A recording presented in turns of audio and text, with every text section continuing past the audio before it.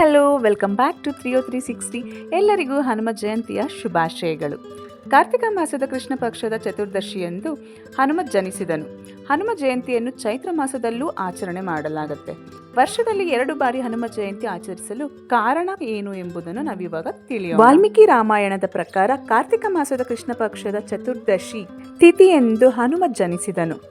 ಇದನ್ನೇ ಆಂಜನೇಯನ ಜನ್ಮದಿನ ಎಂದು ಹೇಳಲಾಗುತ್ತೆ.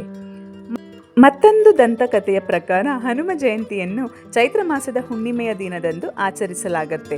ಹನುಮಂತನು ತನ್ನ ಬಾಲ್ಯದಲ್ಲಿ ಹಸಿದಿದ್ದಾಗ ಸೂರ್ಯನು ಹಣ್ಣಿನಂತೆ ಕಾಣುತ್ತಿದ್ದನು. ಅವನು ಸೂರ್ಯನನ್ನು ತಿನ್ನಲು ಓಡಲು ಪ್ರಾರಂಭಿಸಿದನು.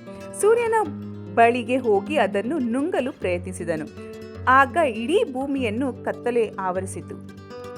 ಆಗ ಇಂದ್ರನಿಗೆ ಈ ವಿಷಯ ತಿಳಿಯಿತು. ಯಾವುದೇ ಕಾರಣಕ್ಕೂ ಸೂರ್ಯನನ್ನು ನುಂಗಲು ಬಿಡಬಾರದೆಂದು ಹನುಮಂತನಿಗೆ ಬಲವಾಗಿ ಹೊಡೆಯುತ್ತಾನೆ. ಆಗ ಹನುಮಂತನು ಒಮ್ಮೆಗೆ ಕೆಳಗೆ ಬಿದ್ದನು. ಹನುಮಂತನ ತಂದೆ ವಾಯುದೇವನಿಗೆ ಈ ವಿಷಯ ತಿಳಿಯಿತು. ಕೋಪದಲ್ಲಿ ಅವನು ಬ್ರಹ್ಮಾಂಡದಲ್ಲಿನ ಗಾಳಿಯನ್ನು ನಿಲ್ಲಿಸಿದನು. ಭೂಮಿಯ ಮೇಲೆ ಗಾಳಿ ಇಲ್ಲದ ಕಾರಣ ಯಾರು ಬದುಕಲು ಸಾಧ್ಯವಾಗಲಿಲ್ಲ.